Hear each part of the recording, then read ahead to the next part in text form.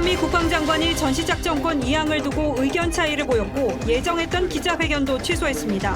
한미 안보성명에는 주한미군 현수준 유지 문구도 빠졌습니다. 방미 중인 서훈안보실장은 내일 폼페이오 국무장관을 만납니다. 최재형 감사원장이 월성 1호기 감사를 두고 공무원이 자료를 삭제한다며 이렇게 피감사자들의 저항이 심한 감사는 처음 봤다고 말했습니다. 감사 결과 보고서는 이르면 다음 주 월요일 공개될 예정입니다. 검찰이 옵티머스 대표가 청와대 전 행정관 부부의 빚을 갚아주고 생활비도 챙겨줬다는 진술을 확보했습니다. 또 해당 행정관은 옵티머스 관련 회사에서 수천만 원 월급을 받은 사실을 신고하고도 검증을 통과한 것으로 파악됐습니다. 설악산과 오대산이 이번 주말 단풍 절정을 맞습니다. 국립공원 주차장에 대형 버스 진입을 제한하고 케이블카 탑승 정원은 절반으로 줄입니다. 서울과 수도권 아파트 전셋값이 각각 68주, 62주 연속 상승했습니다. 인터넷 부동산 카페에는 세입자 면접 주의점 등의 글도 나돌고 있습니다. 코로나 가을철 재유행이 유럽에서 현실이 됐습니다. 프랑스 하루 확진자가 2만여 명에 육박하면서 비상사태를 선포하고 밤 9시부터 야간 통행 금지를 실시합니다.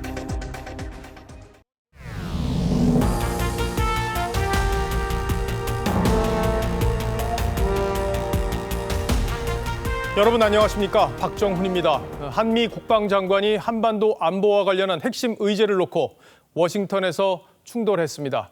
전시작전권을 넘기라는 우리 측 요구를 미국이 사실상 거부했고 또 미국이 방위비 증액을 요구하면서 주한미군 주둔 문제까지 연계하는 상황이 벌어졌습니다.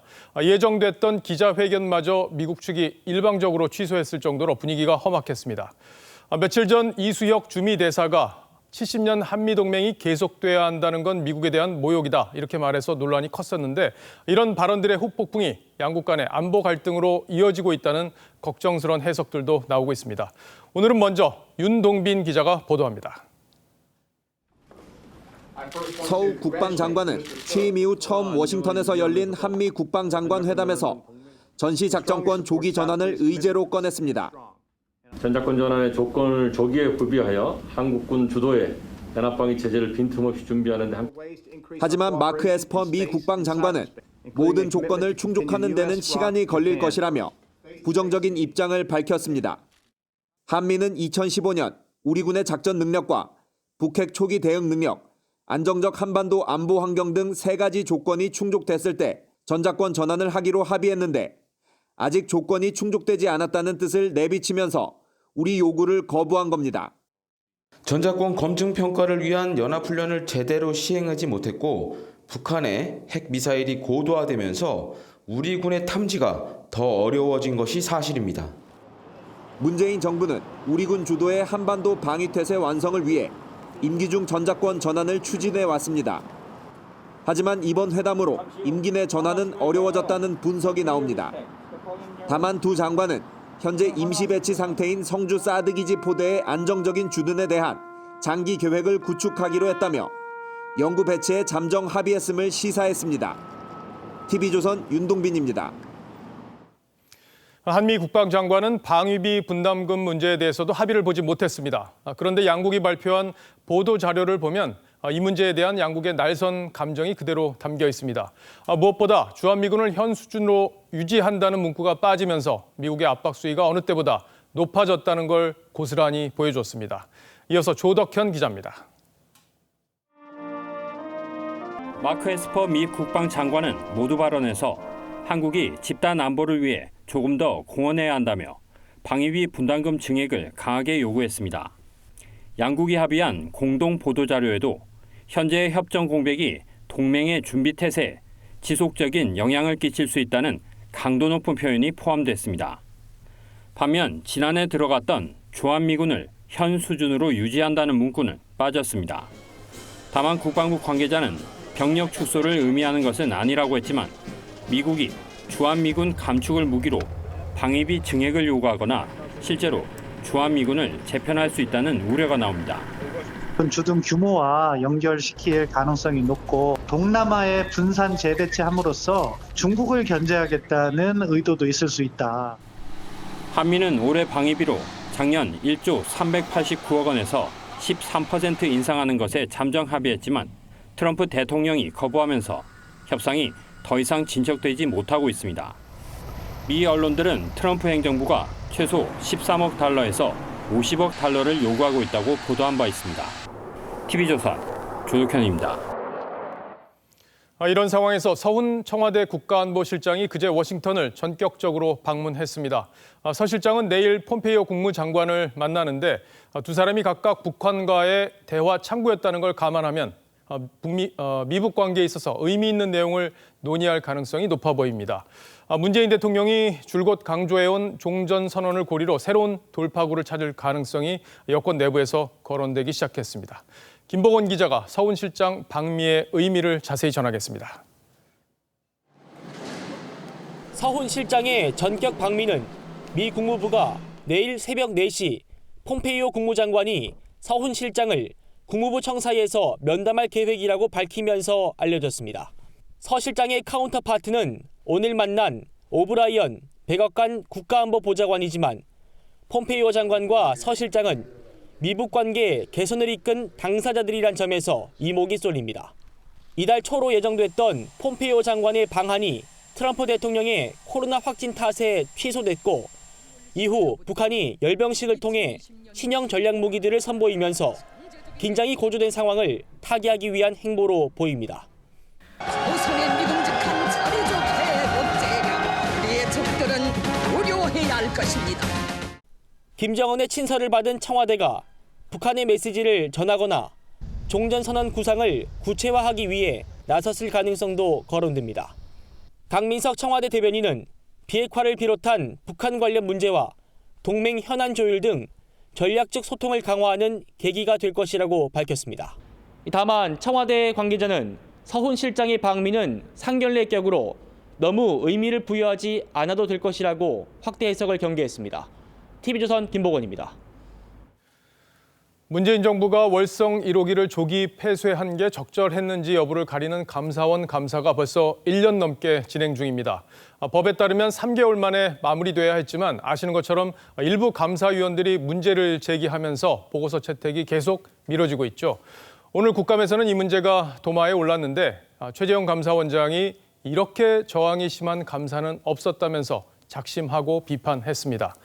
감사 착수 이후 산업부 공무원들이 증거를 인멸하고 허위 진술까지 하면서 감사를 방해했다는 증언도 최 감사원장 입에서 나왔습니다. 어떤 상황에서 이런 작심 발언들이 나왔는지 차정승 기자가 전하겠습니다. 최재형 감사원장은 월성 1호기 감사가 법정 시한을 8개월이나 넘긴 데 대해 국민들께 죄송하다면서 피감기관의 저항을 원인으로 꼽았습니다.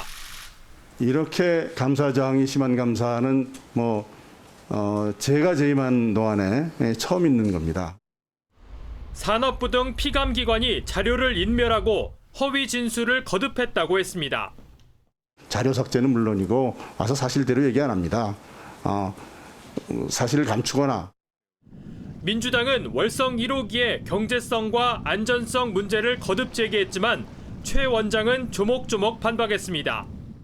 53회 정지했습니다. 정지가 안 되는 게 문제지 문제 있을 때 정지한다는 거를 그걸 꼭 안전성이 없다라고 보기는 어렵다는 겁니다. 연평균 1,036억 정도 적자됐다는 것도 알고 계십니까? 계속 가동의 경제성과 해당 호기의 적자 문제는 별개의 문제입니다. 민주당 박범계 의원은 감사원 감사가 강압적으로 이뤄진 것 아니냐며 감사 저항은 누가 하더라도 적어도 감사원장이 하면 안 되는 말씀이라고 했고 최 원장은 영상 녹화가 다 돼 있으니 확인하면 알 수 있다고 맞섰습니다. 최 원장은 감사원의 역할이 공직사회의 소금이 돼야 한다는 걸 재차 강조했습니다. 짠맛을 잃으면 소금이 아니다라는 그런 말씀이겠죠? 그렇겠죠. 예. TV조선 차정승입니다. 최재형 감사원장은 오늘 국감에서 다음 주 월요일쯤 월성 1호기 조기 폐쇄 결정에 대한 감사 결과를 공개하겠다고 했습니다. 아시는 것처럼 이번 감사는 1년 넘게 진행되면서 안팎으로 잡음이 끊이질 않았죠. 감사원 주변에서는 그간 무리한 원전 폐쇄라는 감사 결과를 채택하는 걸 막기 위해서 여권이 총력전을 폈다는 이야기가 많았습니다. 그 와중에 최재형 원장에 대한 여당의 사퇴 요구까지 나왔었는데 최종 결과가 어느 쪽으로 나오느냐에 따라서 문재인 정부의 탈원전 정책에 영향을 받을 수도 있겠습니다. 김도영 기자가 그동안의 진행 상황을 짚어드리겠습니다. 월성 원전 1호기 조기 폐쇄 적절성 여부에 대한 감사 결과가 다음 주 초 발표됩니다. 지난해 9월 국회가 감사 청구한 지 1년여 만입니다. 빠르면 월요일, 늦어도 화요일까지는 공개가 가능하다고 생각하고 있습니다. 월성 1호기 논란은 문재인 대통령이 집권 초 대선 공약이었던 조기 폐쇄를 직접 언급하면서 시작됐습니다.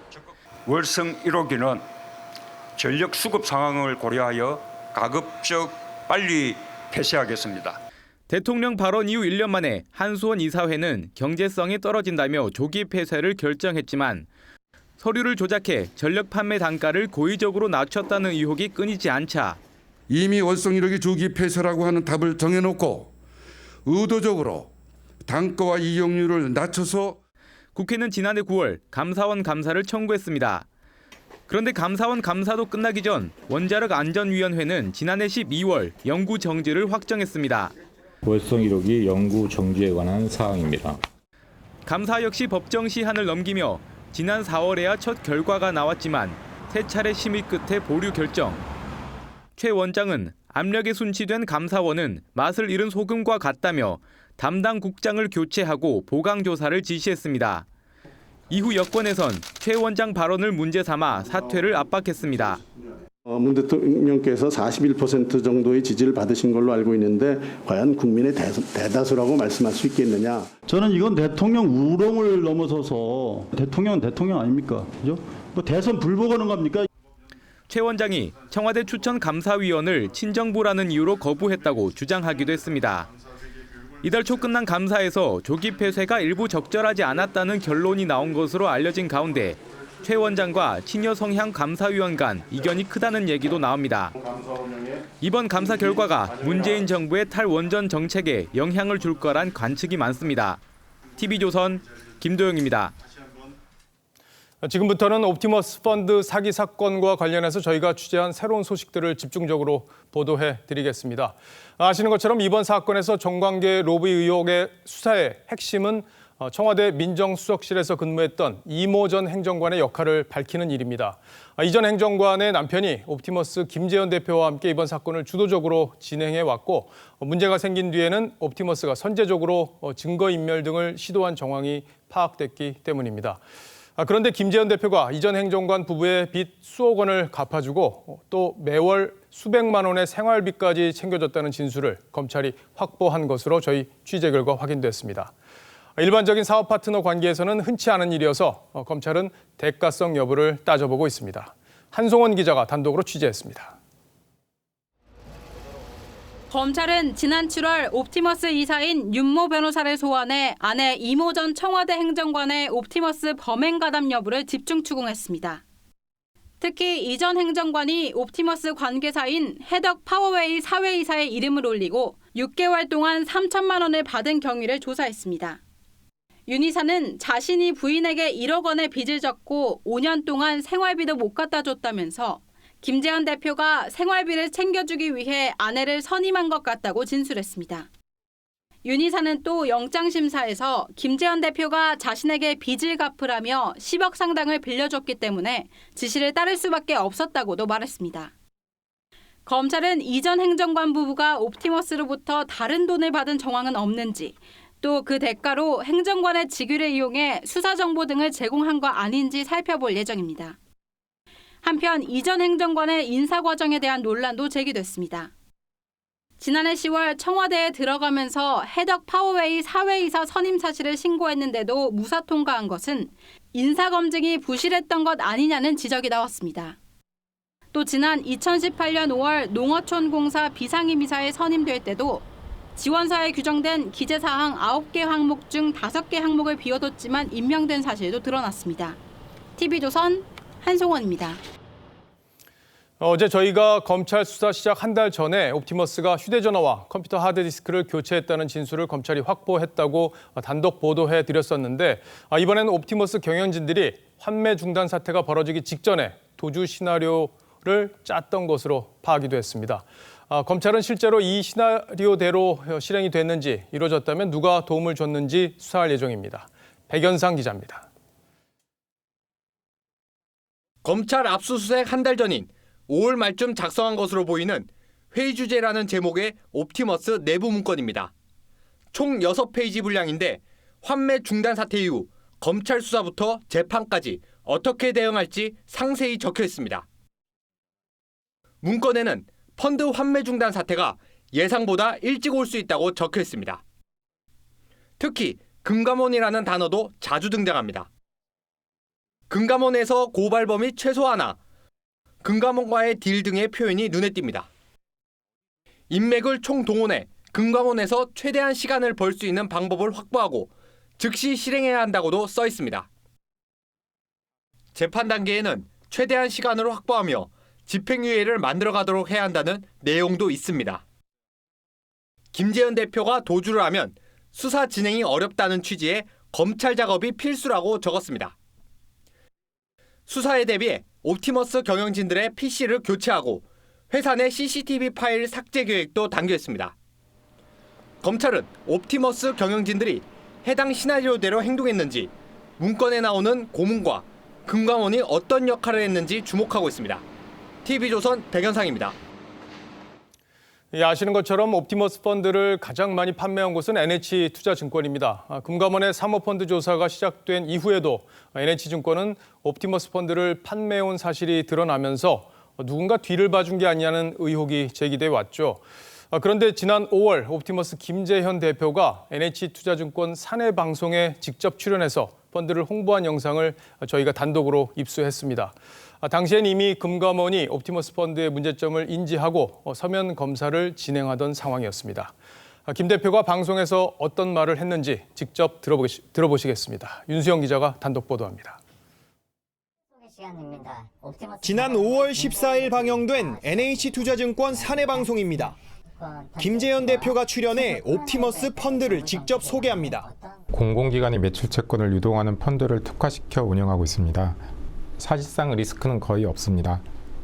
회사 재무 구조를 묻는 진행자의 질문에도 안정적이라고 답합니다. 운용사 리스크에 대해서도 궁금한 시청자분들이 많을 것 같습니다. 안정적인 펀드 운용을 통한 영업이익 창출 등을 통해 현재는 상당히 안정된 재무 구조를 갖추게 되었습니다. 하지만 모두 사실과 달랐습니다. 옵티머스는 공공기관 대신 부실 채권과 비상장 주식 등 위험 자산에 대부분 투자했습니다. 방송 시점엔 이미 금감원이 옵티머스의 이상 징후를 포착하고 서면 검사를 진행하던 상황이었습니다. 2020년 4월 서면 검사에서 확인했다고 지금 보고받았습니다. NH증권은 옵티머스 펀드 전체 피해 가운데 84%인 4,300억여 원을 팔았습니다. NH증권은 아무런 검증 없이 소비자들에게 펀드를 판매하여 결국 소비자들만 피해를 보게 되었습니다. NH증권 측은 홍보방송에 대해 주 2회 판매 상품을 소개하는 방송의 일부였으며 제작 시간이 촉박해 김 대표의 발언을 검증할 수 없었다고 해명했습니다. TV조선 윤수영입니다. 수사를 시작한 지 3개월 만에 전담 수사팀을 꾸린 서울중앙지검이 수사에 속도를 내기 시작했습니다. 아직 정관계 로비 의혹으로까지 수사가 확대된 건 아닌 듯 보이는데 일단 검찰은 수백억 원을 횡령해서 옵티머스 펀드를 지원한 혐의를 받고 있는 관련사 임원들에게 구속영장을 청구했습니다. 이게 이번 수사에서 어떤 의미가 있는 건지 김태훈 기자가 설명하겠습니다. 옵티머스 자산운용 경영진의 펀드 사기와 정관계 로비 의혹 등을 수사 중인 서울중앙지검이 오늘 스킨앤스킨 이모 회장과 동생인 이사 이모 씨에 대해 특가법상 횡령 혐의로 구속영장을 청구했습니다. 이들은 2017년 6월부터 2018년 11월까지 피해자 378명으로부터 3,500여억 원가량을 투자받아 부정하게 사용한 혐의를 받고 있습니다. 검찰은 이들이 공공기관 발주 관급공사 매출 채권이라고 속인 뒤 펀드 돌려막기 등의 용도로 쓴 것으로 보고 있습니다. 이들은 또 지난 6월 회사 자금 150억 원을 마스크 구입에 사용하는 것처럼 속여 횡령한 정황도 드러났습니다. 검찰은 이 돈이 옵티머스 측 회사인 EP플러스로 흘러간 뒤 옵티머스 펀드 환매 중단을 막는 용도로 사용된 것으로 보고 있습니다. EP+는 옵티머스 펀드 사태를 막기 위해 각종 서류를 위조한 혐의 등으로 구속된 윤모 변호사가 전체 지분을 소유한 회사입니다. 검찰은 지난 8월 이미 이 회사 총괄 고문 유모 씨를 같은 혐의로 구속 기소했습니다. TV조선 김태훈입니다. 조금 전 보신 대로 이번 사건에서 의혹의 핵심에 있는 인물은 청와대 전 행정관 부부입니다. 이번 사건에서 유독 이해할 수 없던 일이 많았던 건 정관계 로비 때문이라는 분석들이 많았는데 청와대 전 행정관이 이 과정에 어떤 영향력을 행사했는지 가리는 게 수사의 핵심이 될 겁니다. 이번 사건을 취재해온 한송원 기자와 함께 자세히 살펴보겠습니다. 자, 한 기자, 먼저 이제 시청자들의 이해를 좀 돕기 위해서 지금까지 드러난 것부터 좀 살펴보죠. 그러니까 옵티머스에서 이 전 행정관 부부의 역할은 뭐였습니까? 네, 두 사람은 변호사 부부입니다. 이모 전 청와대 행정관은 청와대에 들어가기 직전에 옵티머스 지분을 9.8%를 가지고 있는 대주주였습니다. 그리고 옵티머스 자금이 500억 원가량 빠져나간 것으로 의심되는 페이퍼 컴퍼니 셉틸리언의 최대 주주기도 했습니다. 또 옵티머스가 한 푼도 안 들고 남의 돈으로 인수한 해덕 파워웨이의 사회이사기도 했습니다. 또 남편 윤모 변호사는 옵티머스의 이사이자 관계사 감사 등을 맡았는데 사건이 터지고 문서 위조 혐의로 구속된 상태입니다. 예, 어쨌든 들어보면 이번 사건의 핵심 인물이다 이렇게밖에 볼 수 없는 그런 상황인데, 자, 이제 수사로 밝혀져야 될 부분이 청와대에서 이 전 행정관이 근무할 때도 옵티머스와 연결이 돼 있었느냐 이 부분이잖아요. 네, 그렇습니다. 이 전 행정관의 남편은 윤모 이사는 검찰 조사에서 이 전 행정관이 지난해 10월 청와대에 들어가면서 옵티머스 대주주 지분을 대표의 비서에게 넘겼다. 그렇게 진술하고 있는데요. 하지만 지분을 받은 비서의 진술은 다릅니다. 예. 이 비서는 이 전 행정관이 청와대에 들어간 이후에도 옵티머스 주식을 가지고 있다가 문제가 될까 봐 청와대 근무 이전 시점으로 계약서를 소급해 작성했다. 이렇게 말하고 있습니다. 또 이 전 행정관이 청와대 재직 때도 옵티머스의 대주주였다는 주장입니다. 예, 어제 저희가 단독으로 보도해드린 내용이, 그러니까 옵티머스 경영진이 휴대전화와 컴퓨터 하드디스크를 교체했다. 한 달 전에, 수사 한 달 전에. 뭐 그런 정황을 검찰이 파악했다는 건데, 이 과정에 이 전 행정관이 역할을 했을 가능성, 이 부분도 이제 검찰이 수사를 해야 될 부분 아닌가요? 네, 그렇습니다. 이 전 행정관이 속해 있었던 민정수석실은 5대 사정기관이 생산하는 정보를 대통령에게 보고하는 그런 자리입니다. 지난 4, 5월쯤엔 금융당국이 옵티머스에 대한 서면 검사를 실시하고 있었고, 또 2달이 지난 6월에야 검찰이 강제 수사에 돌입했는데, 옵티머스 경영진들이 증거인멸을 했다고 하는 5월에도 이 전 행정관은 청와대 민정수석실에서 근무했고 6월에 수사가 본격화되면서 청와대를 떠났습니다. 그랬죠. 네, 그렇다 보니 이 전 행정관이 수사 정보를 유출했다거나 혹은 수사를 늦추는데 힘을 쓴 것 아니냐 그런 의혹도 있는 거고요. 또 이번 사태가 터졌을 때 이 전 행정관의 남편인 윤 이사는 아내를 통해 이번 사태를 막아보겠다 이런 이야기를 했던 것으로 전해지고 있습니다. 예, 검찰도 수사를 이제 진행을 해봐야 될 텐데 아직까지 소환 조사는 한 번밖에 이루어지지 않은 거죠. 네, 그렇습니다. 3개월 전에 참고인 신분으로만 한 번 불러서 조사를 했고. 참고인 신분이요? 네, 그리고 이 전 행정관의 진술은 주요 증거로 채택되지도 않았고 재판에 제출되지도 않았습니다. 예, 어쨌든 지금 새로운 의혹들이 계속 청와대 이 전 행정관과 관련해서 불거지고 있기 때문에 검찰이 이제 피의자 신분으로 다시 전환해서 조사할 가능성은 없습니까? 네, 검찰 수사를 지켜봐야겠지만 지금까지 나온 의혹으로 보면은 그 가능성을 배제할 수는 없습니다. 예. 또 검찰에서 부패 범죄를 담당하는 특수통 검사들이 늘어나는 등 수사팀이 확대된 만큼 앞으로 청와대나 정관계의 연결고리에 대한 수사가 검찰 수사의 핵심으로 떠오를 것으로 보입니다. 예, 이번 사건에서 청와대 민정수석실이 어떤 역할을 했는지 이 부분을 가리는 게 핵심이 될 겁니다. 잘 들었습니다. 지금까지 한송원 기자였습니다.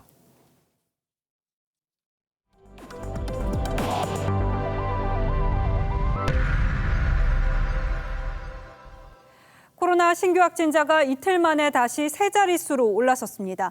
그런데 앞으로가 더 걱정되는 상황입니다. 50여 명의 확진자가 나온 부산 요양병원에서는 추가 확진자는 나오지 않았지만 확진된 종사자가 200명 넘게 모인 재개발 총회에 참석한 것으로 확인돼서 지역 사회로의 추가 감염이 우려됩니다. 이 밖에 수도권 집단 감염도 다시 고개를 들고 있습니다. 먼저 정은혜 기자입니다. 부산 해운대구에 있는 모델하우스입니다. 지난 9일 이곳에서 재개발 조합총회가 열렸는데 확진 판정을 받은 햇드락 요양병원 종사자 중 한 명이 무료 셔틀버스를 이용해 총회에 다녀간 것으로 확인됐습니다. 방문하셨던 분이 약 200여 명 되는 것으로 저희는 확인하고 있습니다만 이분들의 연락처가 명확히 나와 있지 않아서 저희가 공개를 하였습니다. 요양병원 환자나 종사자 가운데 다행히 추가 확진자는 나오지 않았습니다. 만덕동에 있는 5개 요양병원과 4개 요양원 전수조사에서도 모두 음성 판정이 나왔습니다. 하지만 햇드락 요양병원 입소자 1명이 숨져 사망자는 2명으로 늘었습니다. 지역사회의 소규모 발생이 병원이나 요양시설 등의 집단 발생으로 이어지는 경우를 우려하고 있습니다. 수도권에선 가족이나 친구, 지인 등이 식당이나 주점에서 모임을 통해 집단 감염되는 사례가 추석 연휴 이후에만 8건 발생했습니다. 인천의 한 주점에선 지난 13일 첫 확진자가 나온 뒤 12명이 추가 감염됐습니다. TV조선 정은혜입니다. 코로나 완치자가 2만여 명에 달하는 가운데 90%가 후유증을 겪고 있다고 합니다. 이 완치 후 전신 피로는 물론이고 병원에서도 이유를 알 수 없는 고통을 호소하는가 하면은 정신적 고통을 또 호소하기도 합니다. 저희가 완치자 뉴스를 계속해서 전해드리는 건 이 감염 차단이 느슨해지는 것을 경계하자는 차원도 있습니다. 현장 추적 차순우 기자입니다.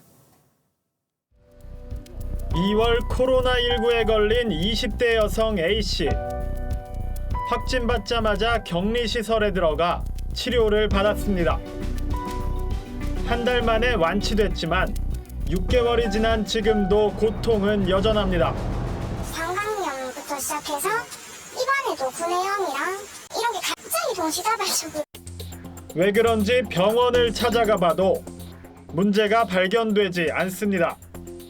폐나 다른 쪽에는 원인도 모르는 후유증인 셈입니다. 앞으로도 어떤 후유증이 있는지도 모르고. 2월 코로나에 걸린 50대 여성 B씨는 호흡불안과 심한 기침으로 입원 치료까지 받았습니다. 병원에 있을 때 굉장히 숨이 찼어요. 숨이 차가지고 말을 못하죠. 2달 동안 집중 치료를 받고 퇴원했는데 탈모 등 후유증이 여전합니다. 탈모가 되게 심하고 기억력이 저하가 되고. 넉 달 전 잠시 코로나 경증만 앓았던 20대 여성 완치자도 후유증을 호소하는데 머리가 진짜 많이 빠지더라고요. 두통과 흉통, 무력감까지 사라지지 않습니다. 5년 때 무조건 배터리 속도 같다고. 너무 빨리 이렇게 꺼지니까. 국내 코로나19 완치자는 2만 명이 넘었는데 이들 가운데 90% 이상이 두통과 체력 저하, 탈모 등 한 가지 이상 후유증을 경험했습니다. 전문가들은 코로나 바이러스가 감염자 신경계통에 영향을 줘 후유증을 만들 가능성을 제기합니다. 신경계계통 손상을 받아서 이렇게 뭔가 작동을 제대로 하지 않는 것 같은 그런 영향을 중증 질환에서는 봤거든요. 무엇보다 힘든 건 정신적 고통. 장기 격리와 치료 과정 모두 트라우마로 남았고 혼자서 엘리베이터 타고 앉아 가는데 너무 무서웠고 사람이 아닌 것 같았어요 그때. 확진자가 죄인시 되는 분위기도 견디기 힘들었습니다. 소독을 진짜 거의 온몸에 다 해요. 코로나가 걸렸으니까 제 몸이 제가 생각해도 깨끗하지 않는 것 같은 느낌? 이 때문에 코로나로 인한 정신적 후유증을 호소하는 비율도 20%가 넘습니다. 완치 후에도 코로나 고통에서 벗어나지 못하는 확진자들. 무서운 질병이구나라는 거를 제가 완치 후에 더 많이 느끼고 있고. 하루속히 후유증을 떨치고 예전으로 돌아갈 날을 기다립니다. 예전으로 못 돌아갈 것 같다는 생각이 계속 들거든요. 현장 추적 차순우입니다. 오늘 서울 아침 기온이 6도까지 뚝 떨어져서 올 가을 들어서 가장 쌀쌀한 날씨를 보였습니다. 일교차가 커지면서 단풍도 빠르게 물들어서 설악산과 오대산은 이번 주말에는 단풍이 절정을 이룰 것으로 보이는데요. 이 방역당국은 단풍 관광객이 몰릴 것에 대비해서 대형 버스 진입을 제한하는 등 방역 대책에 나섰습니다. 이승훈 기자입니다.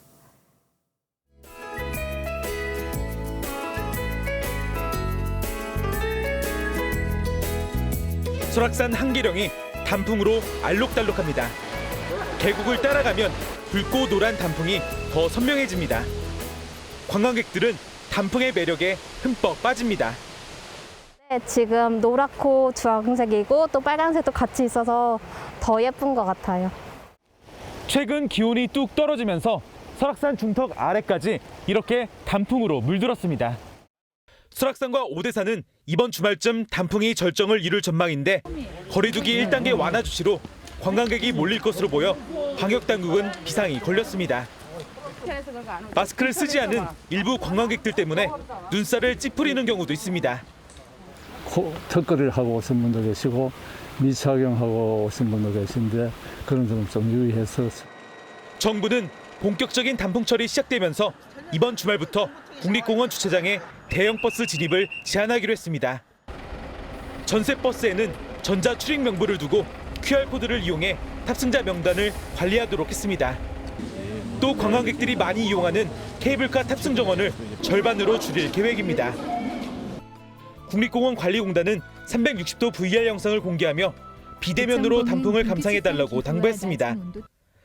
TV조선 이승훈입니다.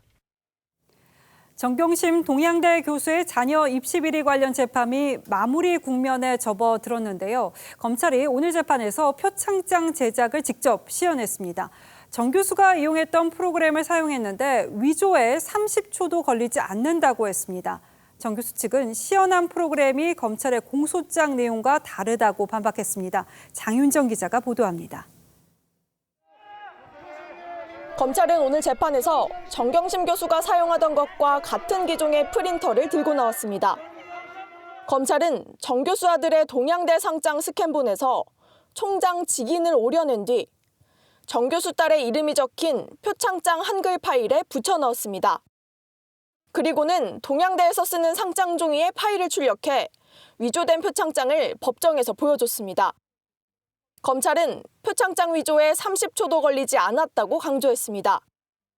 컴맹인 정 교수가 전문 프로그램을 이용해 30-40분 만에 표창장을 위조했다는 것은 거짓이라는 정 교수 측 주장을 반박하기 위한 겁니다.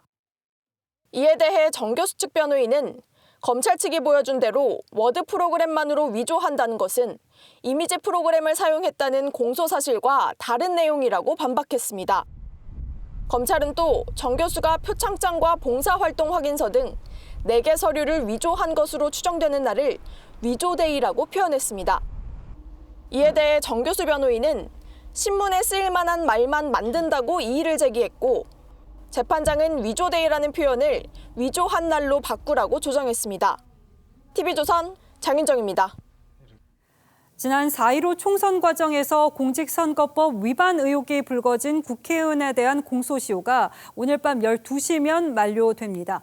검찰은 마지막 날인 오늘도 김홍걸 무소속 의원과 정정순 민주당 의원, 조수진 국민의힘 의원 등 현역 의원 20여 명을 무더기로 재판에 넘겼는데요.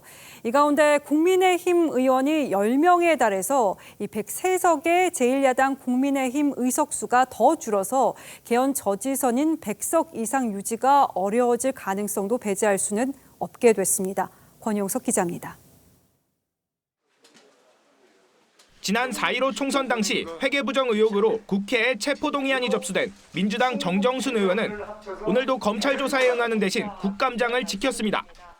저는 국토교통위원으로 오면서 일성으로 국가 균형 발전에 관해서 말씀을 드린 적이 있습니다.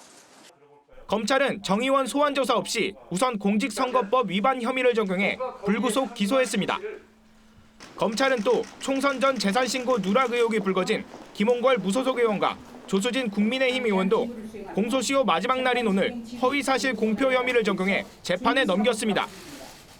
최강욱 열린민주당 대표 역시 조 전 장관 아들의 인턴 활동 확인서 허위 작성과 관련해 같은 혐의로 불구속 기소됐습니다. 더불어민주당에선 정 의원을 비롯해 총선 선거 공보물에 상대 후보 관련 허위 사실을 기재한 혐의로 이규민 의원 등이 불구속 기소됐습니다. 국민의힘에선 조 의원을 포함해 사전선거운동 혐의가 불거진 배준영 의원과 상대 후보 비난 혐의가 제기된 이채익 의원 등이 재판에 넘겨졌습니다. 무소속 의원 가운데에서도 윤상현, 이상직, 양정숙 의원 등이 기소 대상에 포함됐습니다.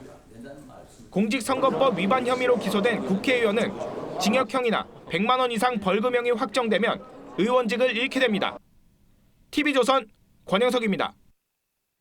KBS의 이른바 검언유착 오보가 국회 국정감사에서 야당의 집중 공세를 받았습니다.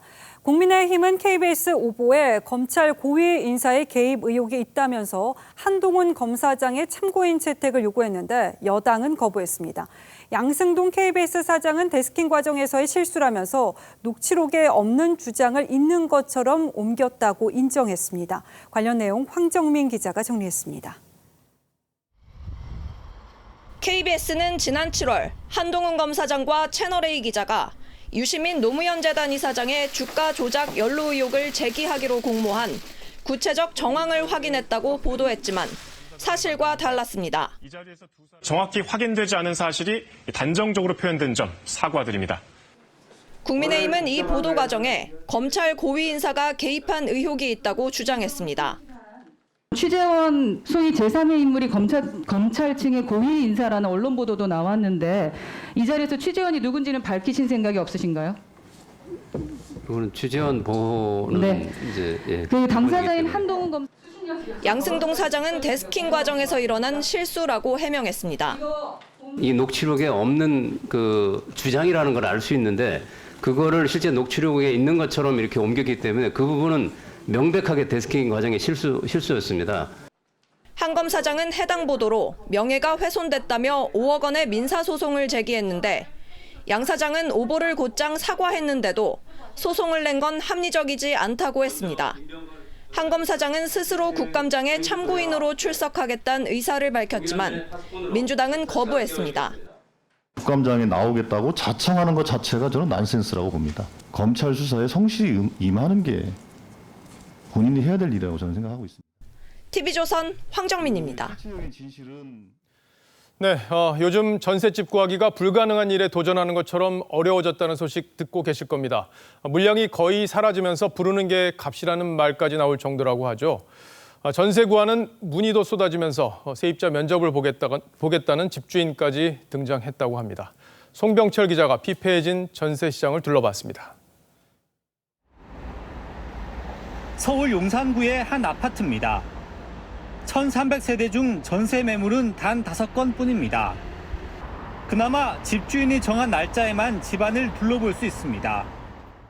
날짜를 뭐 아무 때나 보여주는 것이 아니라 매를 며칠 날 하루만 보여주겠다 하는 사람들이 있어서 집을 보고 마음에 든다고 바로 계약할 수 있는 것도 아닙니다.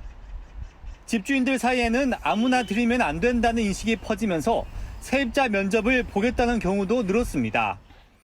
인터넷엔 세입자 면접 시 가장 중요한 부분이라며 계약하기 전에 세입자의 평판을 들어보라는 좋은 글까지 등장했습니다. 지금 법 바뀐 거 모르냐고 난 더 살 거라고 막 이렇게 나오니까 전 제 집에 못 들어가고. 지난달 서울 아파트 전세 거래는 5,300건, 1년 전 9,300건에 비해 절반 수준으로 떨어졌습니다. 전세값 상승률도 4개월째 오르고 있어 전세난은 더 심해질 전망입니다. 3기 신도시가 입주하는 2025년도 이후에나 좀 완화될 가능성이 높아요. 정부가 추가 대책을 고민 중인 것으로 알려졌지만 얼어붙은 전세 시장의 한파는 당분간 계속될 것으로 보입니다.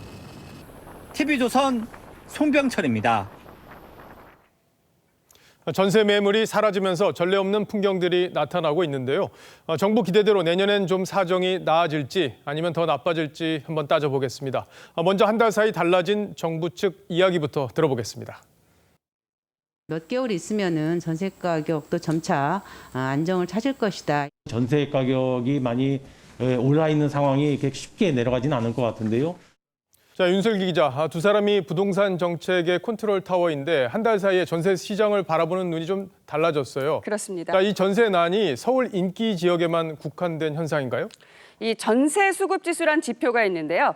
100이 넘을수록 수요가 공급보다 많다는 뜻입니다.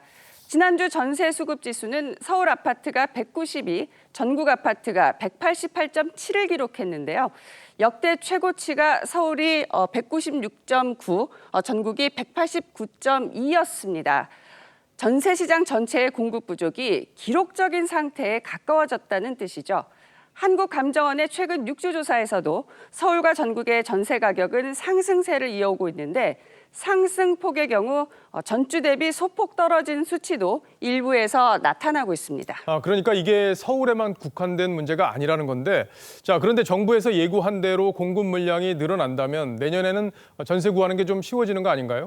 당장 내년에 공급 물량이 큰 폭으로 느는 게 아니어서 낙관하기는 힘든 상황입니다. 서울과 경기 신규 입주 물량은 지난해 약 15만 세대에서 올해 12만 6천여 세대, 내년엔 9만 3천여 세대로 오히려 줄어들기 때문이죠.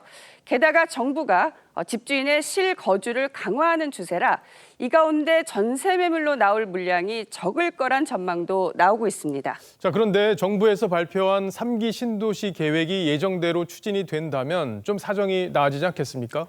정부는 3기 신도시를 포함한 수도권 30만 호 공급 계획에 대해서 속도감 있게 사업을 추진하고 있다고 했습니다. 문제는 입주식이죠. 전문가 얘기 들어보실까요?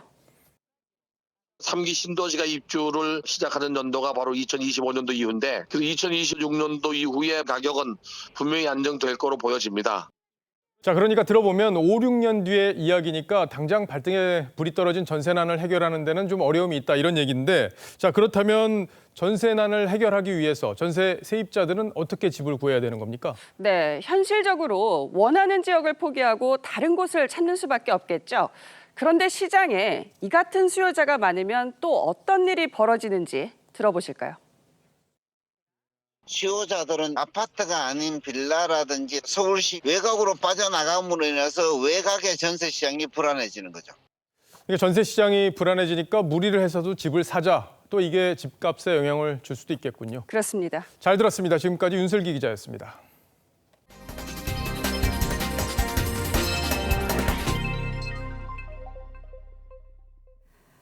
왕조 국가인 태국에서 정치 제도를 바꾸자는 시위가 넉 달째 계속되고 있습니다. 지금 국왕이 기행을 일삼고 있어서 민심이 폭발한 측면도 있지만 민주적인 정치 제도에 대한 요구가 나오고 있는 겁니다. 태국 정부는 집회 금지 긴급 칙령을 내렸는데 시위대는 물러설 조짐을 보이지 않아서 충돌이 우려됩니다. 송지욱 기자입니다. 서로 팔짱을 낀 반정부 시위대가 총리 관저를 향해 행진합니다. 경찰이 철제 펜스로 막아보지만 시위대가 힘으로 뚫어버립니다. 국왕 부부의 차량 행렬도 막아섰습니다. 이런 시위가 벌써 넉 달째입니다. 총리 퇴진과 왕실 개혁을 요구하고 있습니다.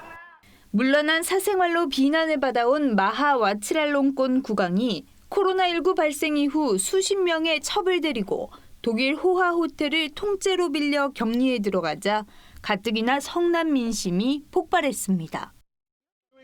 재벌 3세인 레드불 창업주 손자의 뺑소니 사건을 무죄로 조작했다는 사실까지 드러나 젊은이들의 분노에 기름을 부었습니다. มันไม่มีใครยอมค่ะแม้กระทั่งตัวหนูเองหนูรู้สึกว่าเราจะยอมไม่ได้ถ้าเรายอมต่อไปเราก็ต้องเป็นทาสต่อไป 상황이 이렇자 태국 정부가 긴급 칙령을 내렸습니다. 5명 이상의 집회를 해서는 안 되고 정부 청사 등에 접근해서도 안 됩니다. 국가 보안을 이유로 보도 통제에 들어갔습니다. 인터넷 메시지 등도 통제 대상입니다. 하지만 지금 이 시간에도 다시 수많은 시민들이 거리로 나오면서 진압하려는 경찰과 충돌이 빚어지고 있습니다. TV조선 송지욱입니다. 국내 코로나 신규 확진자가 두 자릿수와 세 자릿수를 오르내리면서 연일 살얼음판을 걷고 있는데 유럽은 축포를 너무 일찍 터뜨려서일까요? 가을철 재유행이 현실이 됐습니다. 프랑스는 하루 확진자가 2만 명을 넘어섰고 다른 유럽 국가도 상황이 크게 다르지 않은데 이렇게 되면 국내 코로나도 안심할 수 없게 됩니다. 모두가 걱정했던 이 가을, 겨울 코로나 급증이 현실이 되는 건 아닌지 여기에 오늘의 포커스를 맞췄습니다. 500m 길이의 식탁.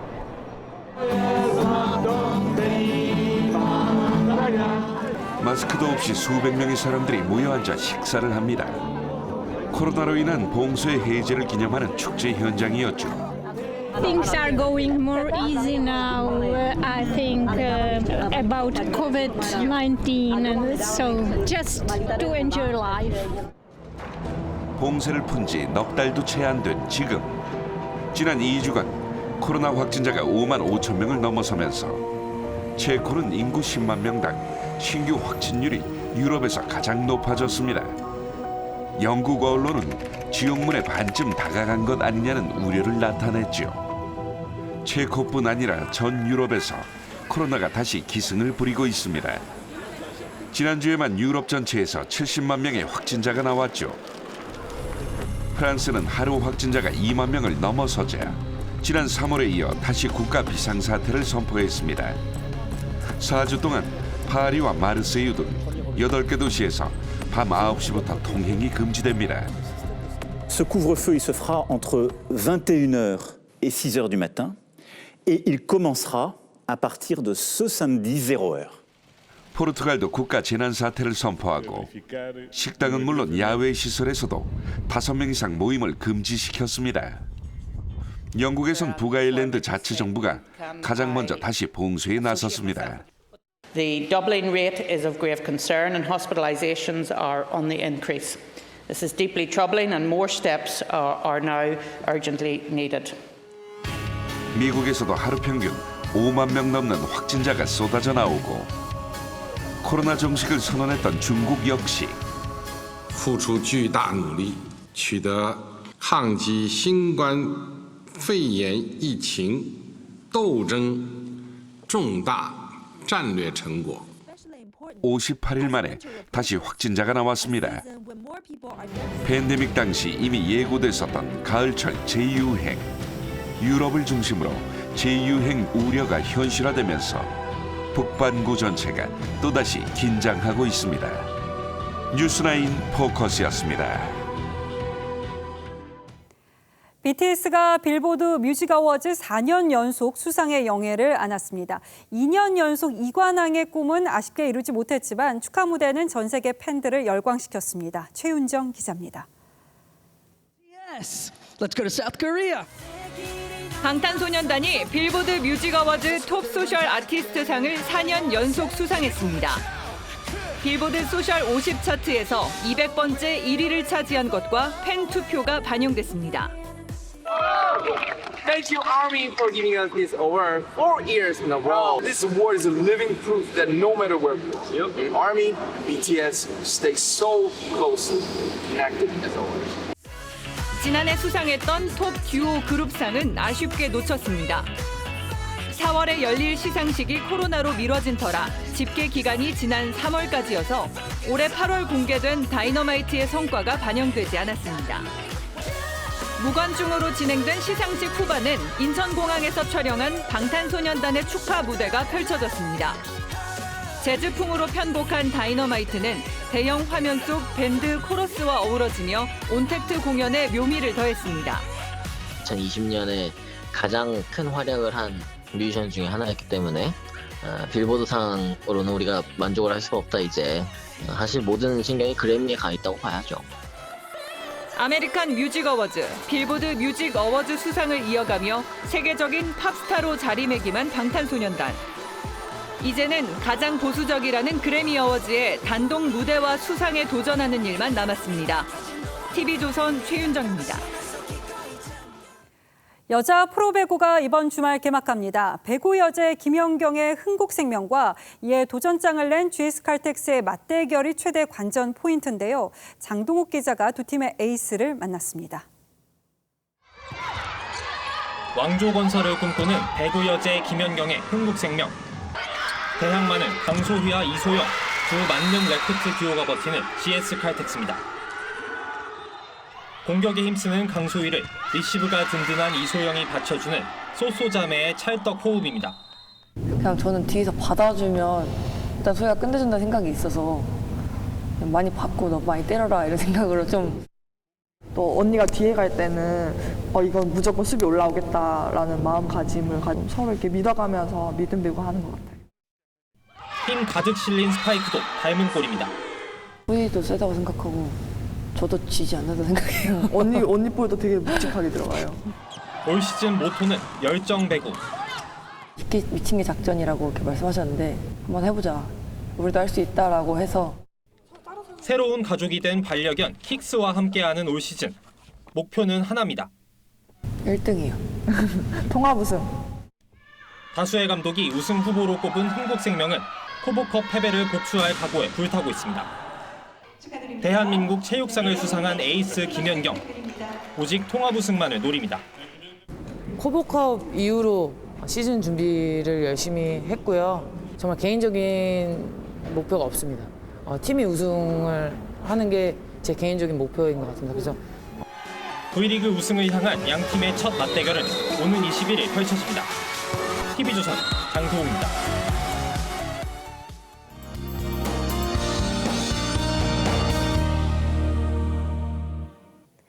내일은 구름만 지나는 무난한 가을 날씨를 보이겠습니다. 다만 제주도는 내일 오전부터 밤까지, 경기 북부와 강원 영서 북부 지역은 내일 밤에 비 소식이 있긴 한데요. 아주 살짝 내리는 수준이기 때문에 참고 정도 하시면 되겠습니다.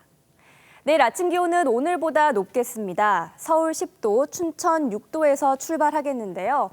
일부 지역에서는 서리가 내리는 곳도 있겠습니다. 남부 지역도 10도 안팎으로 아침에는 매우 쌀쌀하겠고요. 한낮 기온은 전주 20도, 대구 19도까지 오르겠습니다. 물결은 대체로 잔잔하겠지만 남해안과 서해안에서는 바닷물의 높이가 높겠습니다. 당분간 계속 일교차가 크겠고요. 날은 점점 건조해지겠습니다. 날씨였습니다. 10월 15일 뉴스9 여기서 마치겠습니다. 시청해주신 여러분 고맙습니다.